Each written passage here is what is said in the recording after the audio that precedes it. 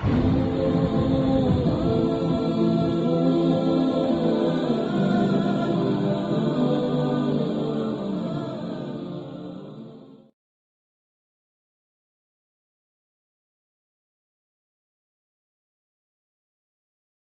والسلام علی سید المرسلین وعلی آلہ وصحبہ اجمعین۔ بعض وجوہات کی بنا پر آج ذرا تاخیر ہو گئی، تو آج 26ویں پارے میں پہلے سورہ قاف مکمل کر لیں، اس کے بعد پھر 27واں پارہ شروع کریں گے۔ سورہ قاف جو کہ مکی صورت ہے اور اس کی 45 آیات ہیں۔ اعوذ باللہ من الشیطان الرجیم، بسم اللہ الرحمن الرحیم۔ قاف والقرآن المجید بل عجبوا ان جاءهم منذر منهم فقال الكافرون هذا شيء عجیب۔ قاف قسم ہے قرآن کی جو عالی مرتبت عظیم المنافع ہے، بلکہ انہیں تعجب ہوا کہ ان کے پاس انہی میں سے اللہ سے ڈرانے والا آیا ہے، تو کافروں نے کہا یہ تو کوئی بہت عجیب چیز ہے۔ تو جیسے کہ قرآن بار بار ان لوگوں کا یہ اعتراض نقل کیا ہے کہ وہ اس بات پہ اعتراض کرتے ہیں کہ یہ ہم جیسا ہی ایک انسان یہ کیسے نبی بن گیا، کیسے رسول بن گیا، اللہ نے اس کو کیوں بنا دیا۔ اور دوسرا اعتراض ان کا یہ ہوتا ہے کہ ہم دوبارہ کیسے زندہ ہوں گے موت کے بعد۔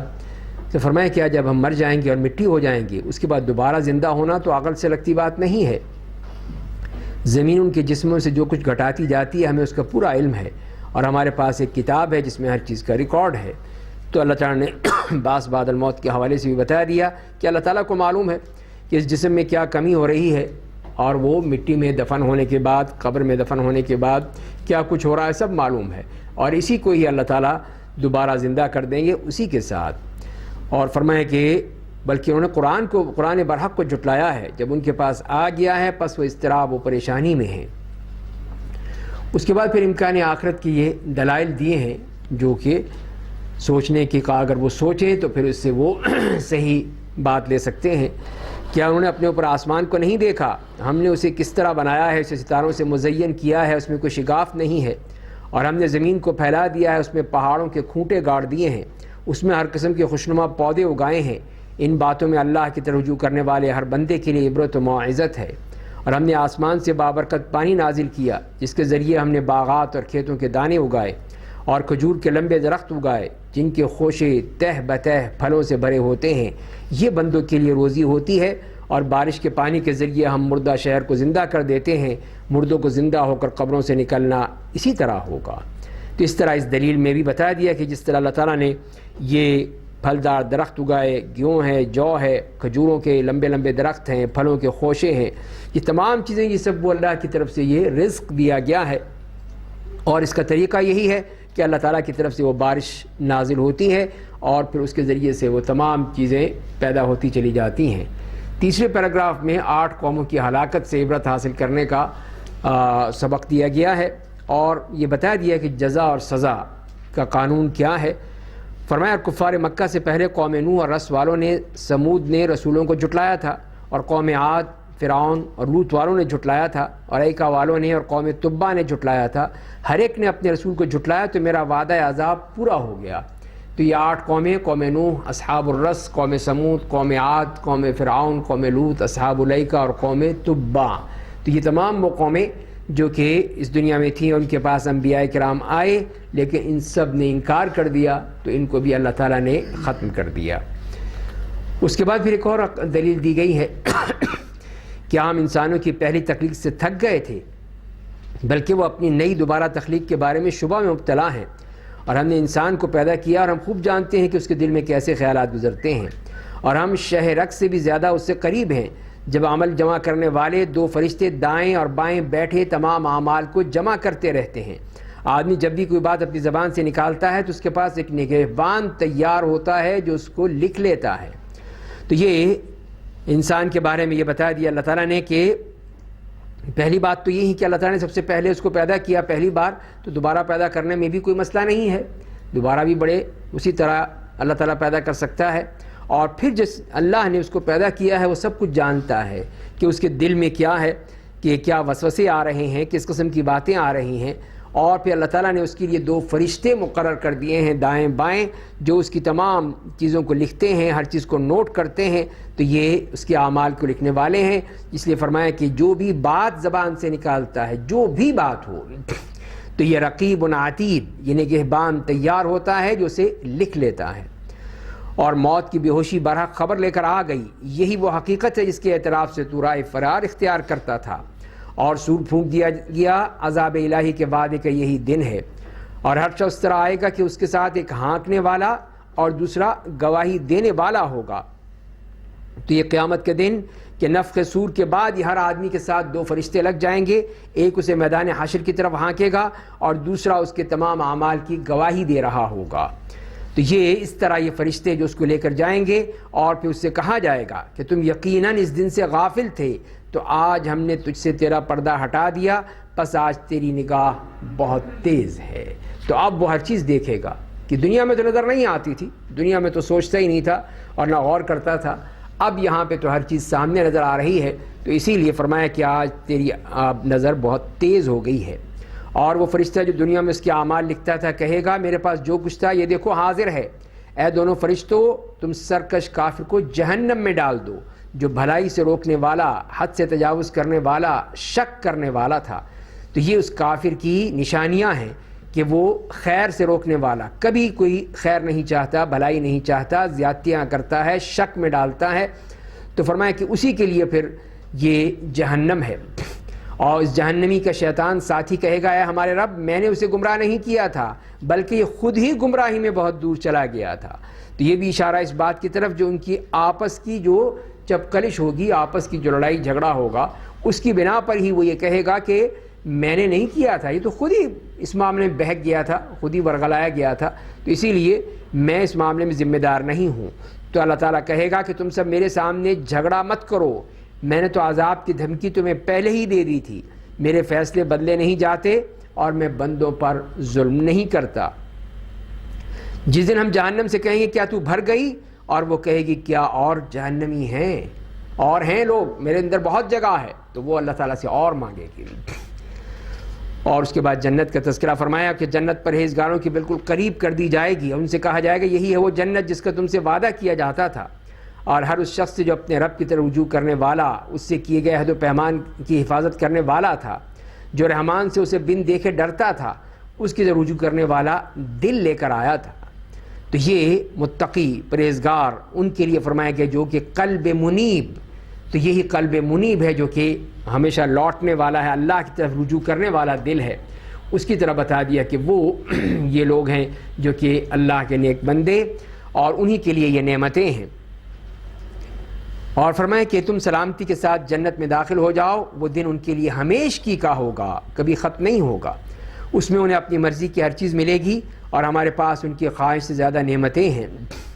اور ہم نے کفار مکہ سے پہلے کتنی ایسی قوموں کو ہلاک کر دیا جو ان سے قوت و جبروت میں زیادہ تھیں، پس انہوں نے شہروں میں چھان مارا کہ انہیں کوئی جائے پناہ مل جائے۔ تو یہاں پہ یہ تاریخی دلیل کہ اس سے پہلے جو لوگ تھے، کتنی قومیں تھیں، کتنی ہی بستیاں تھیں، تو ان سے زیادہ طاقتور تھیں، بہت ہی زیادہ طاقت تھی، بہت زیادہ ان کے پاس تہذیب بھی تھی اور ترقی بھی تھی، سب کچھ تھا، لیکن اللہ کے سامنے ان کی کوئی چیز نہیں چل سکی، اور وہ سب کے سب ختم کر دیے گئے۔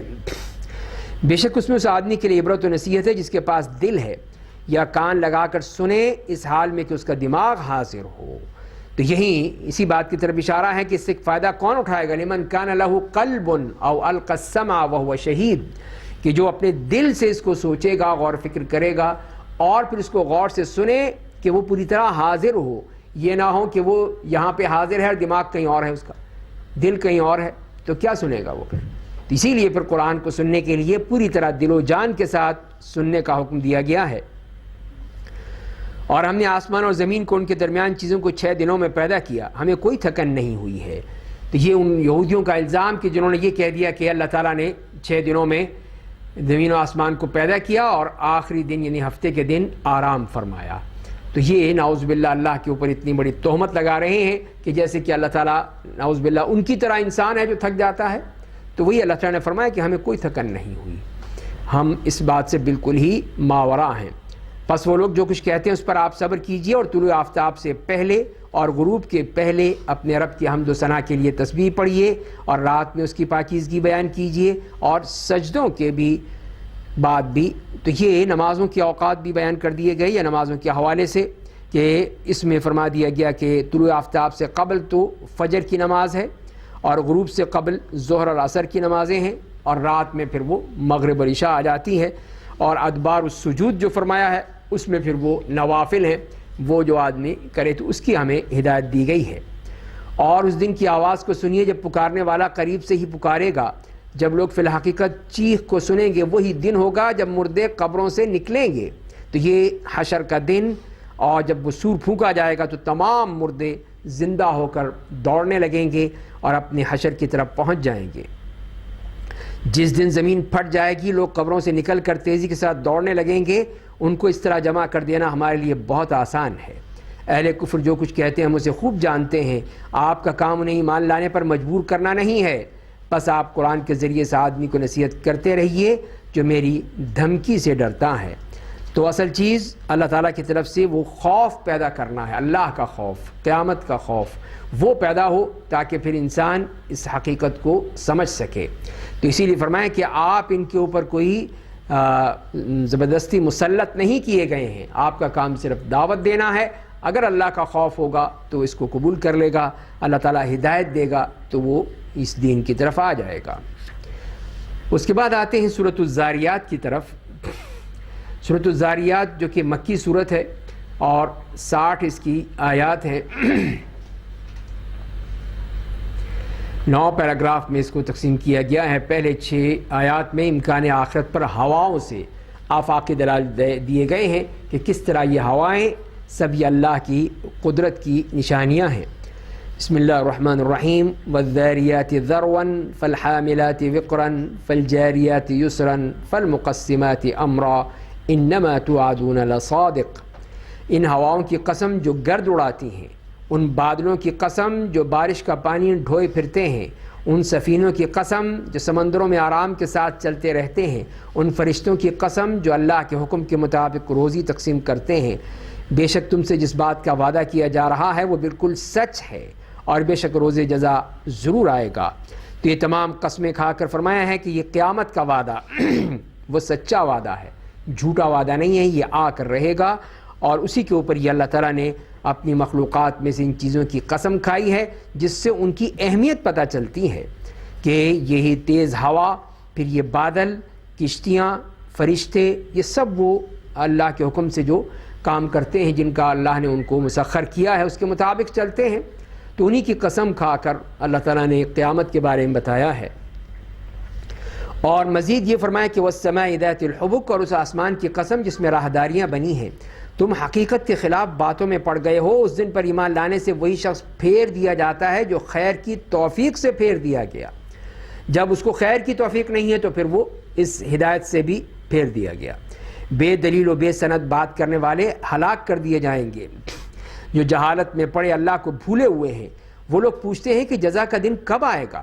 یہ اس دن آئے گا جب وہ آگ میں جلائے جائیں گے. یہ کفار جب جہنم میں ڈالے جائیں گے وہی دن ہوگا ان کا. اسی لیے ان کو ڈرانے کے لیے کہا ہے کہ وہ پوچھ رہے ہیں، یہ نہیں سوچتے کہ ان کا حشر کیا ہوگا اس قیامت کے بارے میں، وہاں پہ ان کو کیا کچھ دیکھنا پڑے گا.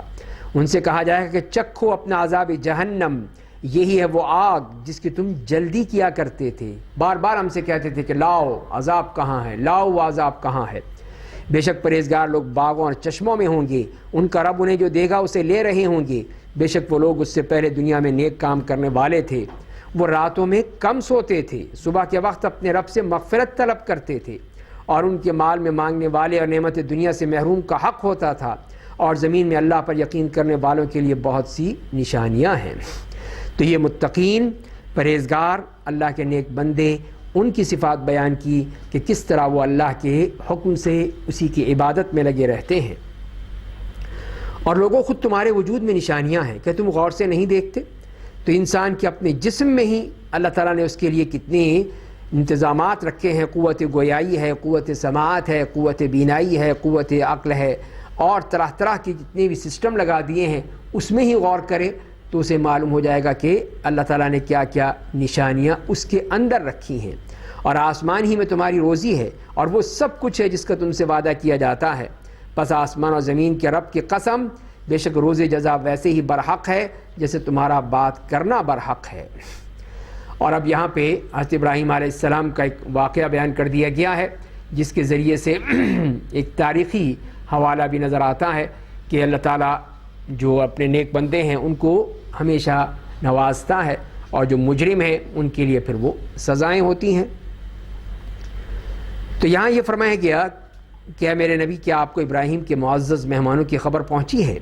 جب وہ ان کے پاس آئے تو انہوں نے سلام کیا، ابراہیم نے سلام کا جواب دیا، دل میں کہا یہ انجانے لوگ ہیں۔ پھر خاموشی کے ساتھ اپنے گھر والوں کے پاس دوڑ کر گئے، پھر ایک بھنا ہوا موٹا بچڑا لے کر آئے، انتہائی مہمان نواز، اور پھر ان کے سامنے پیش کر دیا۔ اجنبی لوگ تھے، جانتے نہیں تھے، پہچانے نہیں، پھر اسے مہمانوں کو پیش کیا۔ ابراہیم نے کہا آپ لوگ کھاتے کیوں نہیں ہیں؟ کیوں نہیں کھاتے؟ اتنا آپ کے لیے میں ضیافت کر رہا ہوں۔ پس وہ ان سے اپنے دل میں خائف ہو گئے، ڈر گئے کہ یہ کیوں نہیں کھا رہے آخر۔ تو مہمانوں نے کہا آپ ڈریے نہیں، اور انہوں نے ابراہیم کو ایک ذی علم لڑکے کی خوشخبری دی۔ تو اب انہیں پتہ چلا کہ تو فرشتے ہیں، یہ کیسے کھائیں گے، ان کو کیا ضرورت ہے کھانے کی؟ تو اسی لیے وہ اس بات کو بعد میں سمجھے۔ پس ان کی بیوی بلند آواز سے بولتی ہوئی آگے آئی، پھر اپنا چہرہ پیٹنے لگی اور کہنے لگی میں تو ایک بانجھ بوڑھی عورت ہوں۔ مہمانوں نے کہا آپ کے رب نے کہا ہے ایسا ہی ہوگا، بے شک وہ بڑی حکمتوں والا ہر بات سے باخبر ہے۔ تو یہاں پہ اللہ تعالیٰ نے جو ان کو خوشخبری دی تھی، اور جیسے کہ سورہ ہود میں آتا ہے کہ فبشرناہا باسحاق، اور سورہ صافات میں بھی یہ آتا ہے کہ بشرناہ باسحاق، تو یہ اسحاق علیہ السلام کی خوشخبری دی گئی کہ وہ ان کو بیٹا ملے گا، وہ بھی اس بڑھاپے میں، جبکہ بیوی بھی بانجھ ہو چکی ہے۔ حضرت ابراہیم علیہ السلام کی عمر بھی 100 کے لگ بھگ ہے، اس کے باوجود اللہ تعالیٰ ان کو یہ اولاد دے گا جیسے کہ اس میں فرمایا گیا۔ قال فما خطبكم ایھا المرسلون، ابراہیم نے کہا پھر اے رسولو تمہاری مہم کیا ہے؟ تم کس لیے آئے ہو؟ صرف اس لیے آئے تھے؟ کوئی اور تو وجہ ہوگی، کیوں آخر تم اتنا آسمان سے یہاں تک پہنچے ہو؟ انہوں نے کہا ہم ایک مجرم قوم کی طرف بھیجے گئے ہیں تاکہ ہم ان پر مٹی کے کنکر برسا دیں جن پر آپ کے رب کے نزدیک حد سے تجاوز کرنے والوں کے لیے نشان پڑے ہوئے ہیں۔ پس اس بستی سے ہم نے مومنوں کو باہر کر دیا تو ہم نے ایک گھر کے سوا مسلمانوں کا کوئی گھر نہیں پایا۔ ہم نے اس بستی میں لوگوں کے لیے ایک نشانی چھوڑ دی جو دردناک عذاب سے ڈرتے ہیں۔ اور اس طرح اللہ تعالیٰ نے جو فرشتوں کو بھیجا تھا کہ وہ قوم لوط کو عذاب پہنچا دیں، عذاب ان کے اوپر برسا دیں، ان کو ختم کر دیں، اور پھر یہی ہوا کہ اللہ تعالیٰ نے قوم لوط کو تباہ و برباد کر دیا، اور جو فرمایا کہ ان کے لیے ایک نشانی بھی مقرر کر دی، اور وہ نشانی یہ تھی کہ وہ آج بھی آپ وہ ڈیڈ سی کی صورت میں اس کو دیکھ سکتے ہیں کہ وہ دریا یا وہ جھیل اب تک موجود ہے، اور یہی ان کی نشانی ہے۔ اور اس کے بعد موسیٰ علیہ السلام کے بارے میں فرمایا، اور موسیٰ کے واقعے میں بھی عبرت ہے۔ جب ہم نے انہیں فرعون کے پاس ایک سری معجزہ دے کر بھیجا تو اپنے ملک اور طاقت کی وجہ سے اعتراف حق سے روح گردانی کر بیٹھا اور کہنے لگا کہ یہ آدمی جادوگر یا پاگل ہے، مجنون ہے۔ پس ہم نے اسے اور اس کی فوجوں کو پکڑ لیا، پھر ان سب کو سمندر میں پھینک دیا، اس حال میں کہ فرعون قابل ملامت تھا۔ تو یہ ان کی یہ سزا، فرعون اور اس کا لشکر۔ اور قوم عاد کے واقعے میں بھی عبرت ہے، جب ہم نے ان ہر بھلائی سے خالی ایک ہوا بھیج دی، جس چیز پر بھی وہ ہوا گزر گئی اسے مانند ریزہ بنا دیا، بالکل ریزہ ریزہ کر دیا اسے۔ اور قوم سمود کے واقعے میں بھی عبرت ہے، جب ان سے کہا گیا کہ تم لوگ ایک وقت مقرر تک لطف اندوزی کر لو، پس انہوں نے اپنے رب کے حکم سے سرتابی کی تو وہ دیکھتے رہے اور کڑک نے انہیں جا لیا، اور پھر وہ اٹھ بھی نہ سکے اور نہ آپ ان کی مدد کر سکے، نہ اپنی مدد کر سکے نہ کسی اور کی۔ اور اس طرح یہ قوم بھی، قوم سمود، تباہ و برباد ہوئی اپنے انبیاء کی نافرمانی کی وجہ سے۔ اور ان سب سے پہلے نوح کی قوم کو ہم نے ہلاک کیا تھا، بے شک وہ گناہ گار لوگ تھے۔ تو اس طرح اللہ تعالیٰ نے ان انبیاء کرام کی صرف قوموں کو بطور عبرت پیش کیا ہے، اور بتایا ہے کہ ان کو کس طرح اللہ تعالیٰ نے وہ سزائیں دی ہیں، اس لیے کہ انہوں نے اپنے انبیاء کی بالکل مخالفت کی، سرکشی کی، نفرت کی، تو یہ نتیجہ نکلا۔ اور اس کے بعد پھر اگلی آیات میں مزید عقلی دلائل بھی دیے گئے ہیں۔ فرمایا کہ اور ہم نے آسمان کو اپنے ہاتھوں سے بنایا ہے، ہم یقیناً بڑی طاقت والے ہیں، اور ہم نے زمین کو بچھایا ہے، پس ہم بہت عمدہ بچھانے والے ہیں، اور ہم نے ہر چیز کے جوڑے پیدا کیے ہیں تاکہ تم نصیحت حاصل کرو۔ پس تم لوگ سب اللہ کی جناب میں پناہ لو، میں بے شک اس کی طرف سے تمہارے لیے صاف صاف ڈرانے والا ہوں، اور تم لوگ اللہ کے ساتھ کسی کو دوسرا معبود نہ بناؤ، میں بے شک اس کی جانب سے تمہارے لیے صاف صاف ڈرانے والا ہوں۔ تو یہ نبی کریم صلی اللہ علیہ وسلم کو جو پیغام دیا تھا اس کے حوالے سے فرما دیا کہ آپ کہہ دیجئے کہ میں ڈرانے کے لیے آیا ہوں، بتانے کے لیے آیا ہوں، میں کوئی زبردستی نہیں کر سکتا۔ اسی طرح ان سے پہلی قوموں کے بعد جب بھی کوئی رسول آیا تو انہوں نے یہی کہا کہ یہ جادوگر یا مجنون ہے۔ کیا کفار تکذیب انبیاء کی ایک دوسرے کو وصیت کرتے رہے ہیں؟ بلکہ وہ تھے ہی سرکش لوگ، پس آپ ان سے منہ پھیر لیجئے، اب آپ قابل ملامت نہیں ہیں، اور آپ لوگوں کو نصیحت کرتے رہیے، اس لیے کہ نصیحت یقیناً مومنوں کے لیے نفع بخش ہوتی ہے۔ اور میں نے جنوں اور انسانوں کو صرف اسی لیے پیدا کیا ہے کہ وہ میری عبادت کریں۔ یہ ہے عبادت کا مقصد، کہ یہ انسان جو اس دنیا میں آیا ہے، جن اور انسان، یہ ایک مقصد کے تحت آئے ہیں۔ یہ صرف اس لیے نہیں آئے کہ کھائیں پئیں مر جائیں چلے جائیں، جس طرح جانور کھاتے پیتے ہیں مر جاتے ہیں، نہیں، بلکہ اس کا ایک مقصد ہے، اور وہ مقصد جو اللہ تعالیٰ نے یہاں بیان کر دیا ہے کہ وہ اللہ کی عبادت کریں، اس کی عبادت کے لیے پیدا کیے گئے ہیں۔ میں نہ ان سے روزی مانگتا ہوں نہ چاہتا ہوں کہ مجھے کھانا کھلائیں، بے شک اللہ ہی روزی رساں ہے، زبردست طاقت والا ہے، پس بے شک ظالموں کے لیے عذاب کا حصہ ہے ان کے ساتھیوں کے حصے کے مانند، پس وہ لوگ جلدی نہ کریں۔ سو کافروں کے لیے ہلاکت و بربادی ہوگی اس دن جس کا ان سے وعدہ کیا جاتا ہے۔ تو اللہ تعالیٰ نے یہاں پہ فرما دیا کہ اللہ کو کوئی ضرورت نہیں ہے تمہاری، تمہیں وہ کھلاتا ہے، وہ پلاتا ہے، وہ رزق دیتا ہے، تو لہذا تم جلد بازی کس بات کی کرتے ہو؟ باقی جو بھی ہونا ہے اللہ کے حکم سے ہونا ہے۔ اس کے بعد سورۃ طور آتی ہے، مکی سورت ہے، اور اس میں 49 آیات ہیں، 3 حصوں میں اس کو تقسیم کیا جا سکتا ہے۔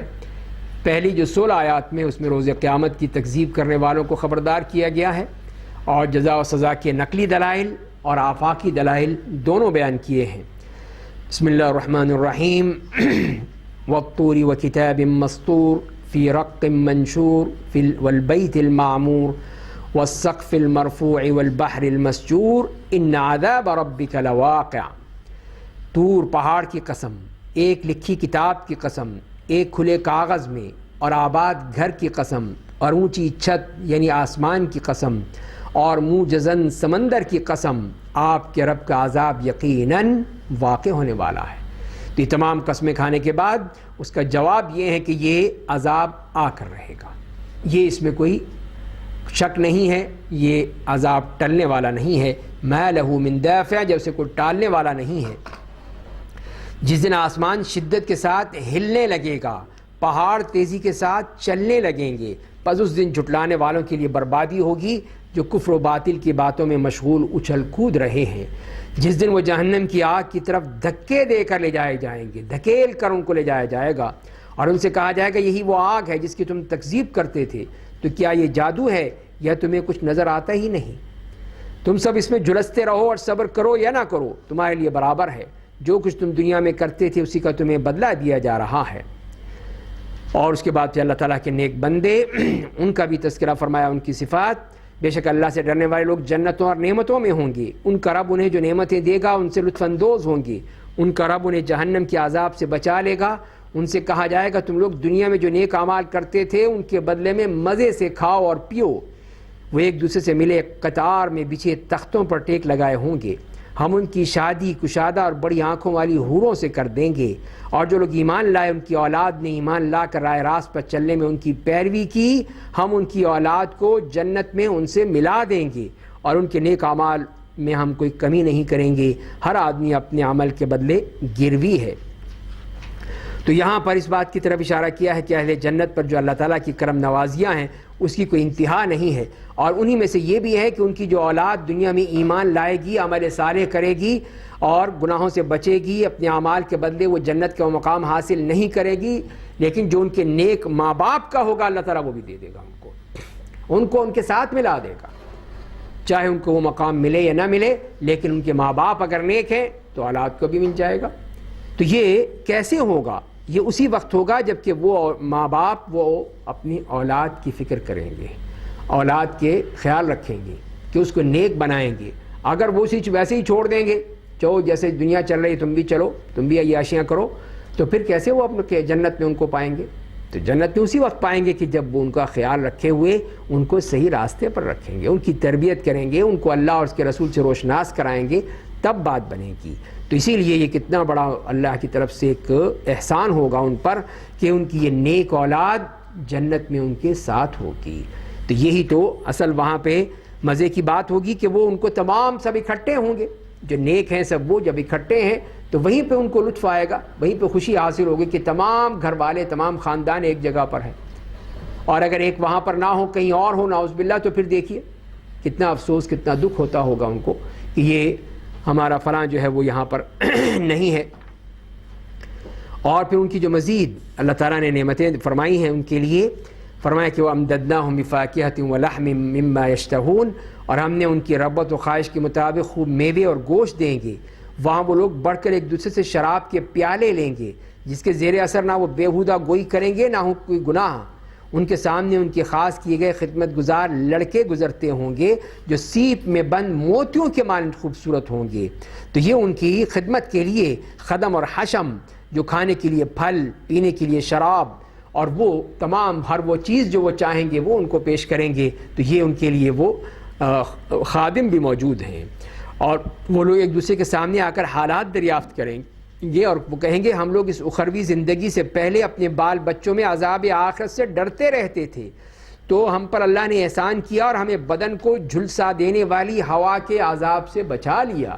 تو یہ وہ اللہ کا شکر ادا کریں گے کہ اللہ تو نے ہمیں جنت کی یہ نعمتیں عطا فرما دیں اور جہنم کی اس ہوا سے، جہنم کی لو سے، اس کی آگ سے ہمیں بچا لیا۔ ہم لوگ اس سے پہلے اسی کو پکارتے تھے، وہ بے شک بڑا احسان کرنے والا، بے حد رحم کرنے والا ہے۔ اس کے بعد دوسرے پیراگراف میں ہم دیکھتے ہیں کہ جس میں مکذبین کے مقابلے میں متقین کی بات کرنے کے بعد پھر تیسرا پیراگراف آتا ہے جس میں رسول اللہ صلی اللہ علیہ وسلم کے الزامات کے حوالے سے جو الزامات تھے اس کے بارے میں فرمایا کہ آپ تذکیر اور نصیحت جاری رکھیے، آپ اپنا کام کرتے رہیے، ان کے اعتراضات تو کبھی ختم نہیں ہوں گے، یہ تو کرتے ہی رہیں گے۔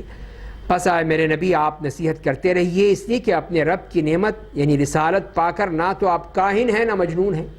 یہ جو مرضی کہتے رہیں، یہ لوگ کفار آپ کو کاہن کہیں، پاگل کہیں، کیا کفار کہتے ہیں یہ ایک شاعر ہے جس کے لیے ہم حادثات زمانہ کا انتظار کرتے ہیں؟ تو یہ سب ان کے اعتراض، آپ کہہ دیجئے کہ انتظار کر لو، بے شک میں بھی تمہارے ساتھ انتظار کرتا ہوں۔ پھر ان کے بعد یہاں پہ ان کے تمام اعتراضات نقل کر دیے ہیں۔ کیا ان کی عقلیں ان باتوں کا حکم دیتی ہیں یا وہ حد سے تجاوز کرنے والے لوگ ہیں؟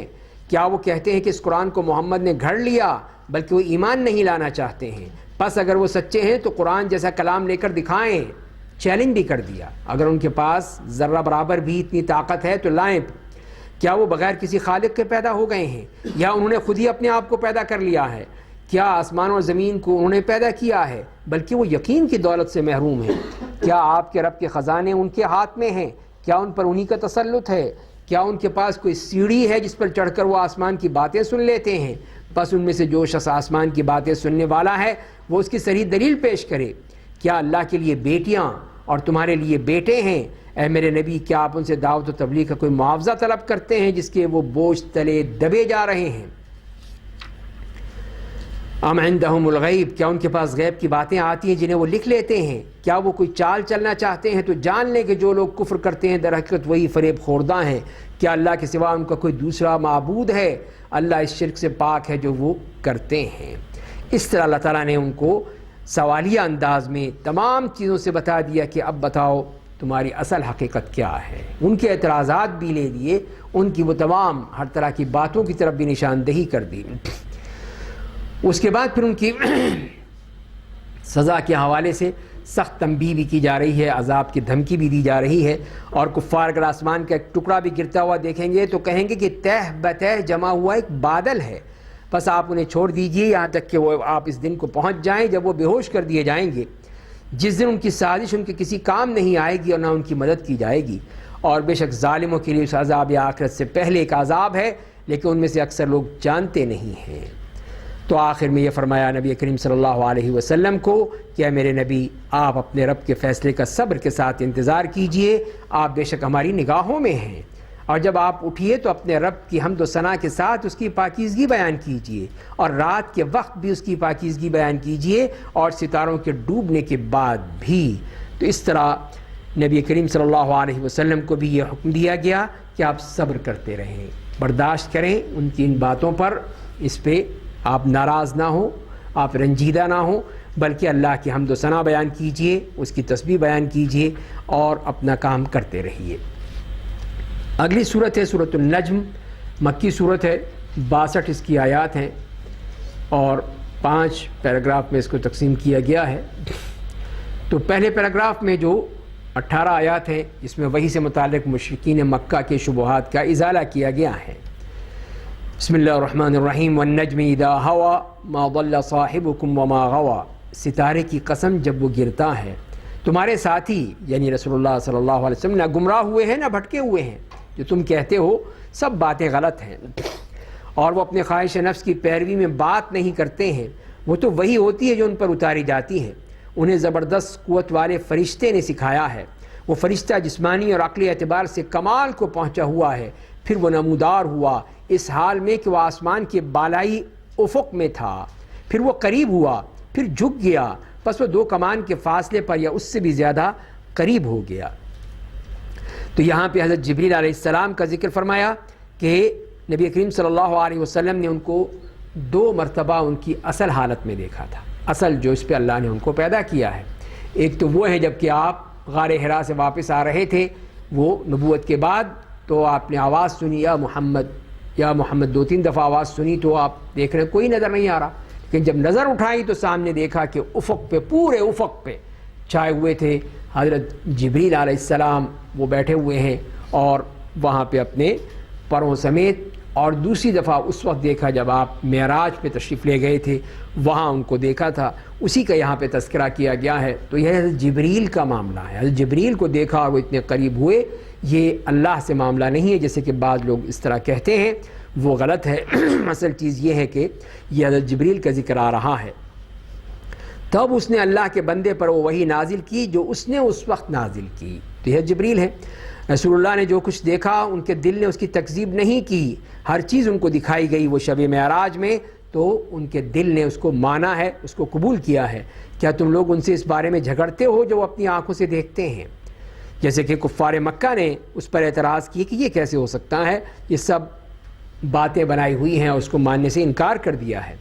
اور انہوں نے اس فرشتے کو دوسری بار بھی دیکھا، جیسے میں نے عرض کیا کہ دوسری بار شب معراج میں آپ نے دیکھا تھا، اور اس حال میں کہ وہ اپنی اصل حقیقت پہ تھے، 600 ان کے پر، اور وہاں پر جو فرمایا کہ عندہا جنت المأوا، کہ سدرۃ المنتہا کے پاس جس کے قریب ہی جنت المأوا ہے، جب اسے سدرہ کو وہ ہر چیز ڈھانک رہی تھی جو اسے ڈھانک رہی تھی، نہ ان کی نگاہ نے خطا کی، نہ حد سے متجاوز ہوئی، انہوں نے اپنے رب کی بڑی بڑی نشانیاں دیکھی۔ تو اللہ تعالیٰ نے وہ تمام نشانیاں وہ وہاں پر دکھا دی ان کو جو انہوں نے دیکھی ہیں۔ اب اگلی آیات میں ان مشرکین کو تنبیہ کی گئی ہے، سخت تنقید کی گئی ہے، جو کہ جس طرح یہ بتوں کو پوجتے ہیں۔ تو اے کفار مکہ، کیا تم نے لات و عزیٰ کے بارے میں غور کیا ہے اور منات پر غور کیا ہے جو تیسرا بت ہے؟ کیا تمہارے لیے بیٹے ہیں، اللہ کے لیے بیٹیاں ہیں؟ یہ تو غیر منصفانہ تقسیم ہے، کتنی غلط بات ہے۔ یہ بت تو محض نام ہیں جنہیں تم نے اور تمہارے باپ دادا نے رکھ لیا ہے، اللہ نے ان کی کوئی دلیل نازل نہیں کی ہے۔ وہ لوگ محض وہم و گمان کی پیروی کرتے ہیں اور اپنی خواہش نفس کی، حالانکہ ان کے پاس ان کے رب کی طرف سے ہدایت آ چکی ہے۔ کیا انسان کو ہر وہ چیز مل جاتی ہے جس کی وہ تمنا کرتا ہے؟ بس آخرت و دنیا دونوں کا مالک اللہ ہے۔ تو یہ سب چیزیں اللہ ہی کے ہاتھ میں ہیں، وہ جب چاہے جس طرح چاہے جس کو چاہے دے دے۔ اور پھر فرشتوں کے حوالے سے ایک اور چیز بھی فرمائی گئی کہ آسمانوں میں بہت سے فرشتے ہیں جن کی سفارش کچھ کام نہیں آئے گی۔ وہ جو یہ چاہتے تھے کہ یہ فرشتے جو ہیں یہ ہماری سفارش کر دیں گے، ہم سیدھے جنت میں چلے جائیں گے، تو اللہ تعالیٰ نے اسی کا ہی نفی کر دی کہ یہ فرشتے بھی کچھ نہیں کر سکتے، یہ تمہاری سفارش نہیں کر سکتے مگر اللہ کی اجازت کے بعد، جس کے لیے وہ چاہے گا اور سفارش کو پسند کرے گا۔ تو یہ 2 بنیادی شرطیں بتا دی ہیں کہ ان دونوں شرطوں کے ساتھ ہی وہ سفارش ہو سکتی ہے، شفاعت ہو سکتی ہے۔ ایک تو اللہ کی طرف سے اجازت ہو اور دوسری وہ کہ اللہ کی رضامندی ہو، تبھی اس صورت میں ہی یہ بات ہو سکتی ہے، ورنہ اس کے بغیر نہیں ہو سکتی ہے۔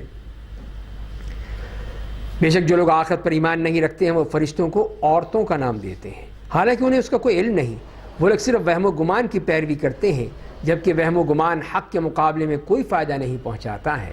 تو یہ ظن، گمان، یہ کسی کام کا نہیں ہے، اس سے کوئی فائدہ نہیں ہوتا۔ اصل چیز وہ یقینی علم ہے، یقینی علم حاصل ہو اس سے فائدہ ہوتا ہے، جس میں کوئی شک نہیں ہو سکتا ہے۔ لیکن جو یہ ظن ہے، گمان ہے، ادھر ادھر کی باتیں ہیں، تو یہ فرمایا کہ یہ حق کے مقابلے میں کوئی فائدہ نہیں پہنچا سکتی۔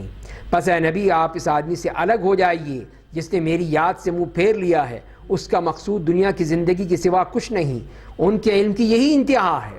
بے شک آپ کا رب اس آدمی کو خوب جانتا ہے جو اس کی راہ سے بھٹک گیا ہے، اور اس شخص کو بھی خوب جانتا ہے جو راہ راست پر ہے۔ یہ تو اللہ کے علم میں ہے کہ کون حق پر ہے، کون باطل ہے، سب اللہ تعالیٰ جانتا ہے، اور وہ اس کے بارے میں ہی فیصلہ کرے گا۔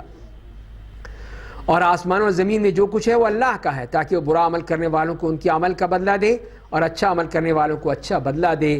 جو لوگ بڑے گناہوں اور بے حیائی کے کاموں سے بچتے ہیں سوائے کچھ چھوٹے گناہوں کے، بے شک آپ کا رب بڑا مغفرت کرنے والا، اور وہ تمہیں اس وقت سے خوب جانتا ہے جب اس نے تمہیں زمین سے پیدا کیا تھا، جب تم اپنی ماؤں کے پیٹ میں پلتے ہوئے بچے تھے۔ بس تم لوگ اپنی پاکیزگی مت بیان کرو، وہ اس شخص سے خوب واقف ہے جو اس سے ڈرتا ہے۔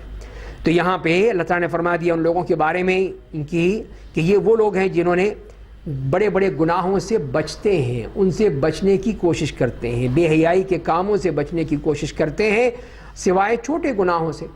تو اسی لیے فرمایا کہ جو چھوٹے گناہوں سے، جب بڑے گناہوں سے بچتا ہے تو چھوٹے گناہ خود بخود معاف ہو جاتے ہیں۔ ان تجتنبوا کبائر ما تنہون عنہ نکفر عنکم سیئاتہم، اس طرح اللہ تعالیٰ ان کے جو چھوٹے گناہ ہیں ویسے ہی معاف کر دیتے ہیں۔ تو اصل چیز وہ بڑے گناہوں سے بچنا ہے، بڑے گناہوں سے اجتناب کریں گے تو معافی خود بخود ہو جائے گی، اللہ تعالیٰ معاف کر دے گا۔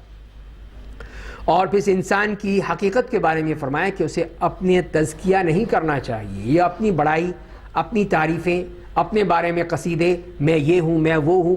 فرمایا کہ لا تزکوا انفسکم، اپنے آپ کا تزکیہ مت کرو کہ میں یہ ہوں، میں وہ ہوں، بلکہ اللہ تعالیٰ کو پتہ ہے کون کیا ہے، کون کتنے پانی میں ہے، سب اللہ تعالیٰ جانتا ہے۔ تو لہذا اپنے آپ، اپنی زبان خود پھنے خواہ بننے کی ضرورت نہیں ہے کہ میں یہ ہوں اور میں وہ ہوں، اسی سے اللہ تعالیٰ نے منع فرمایا ہے۔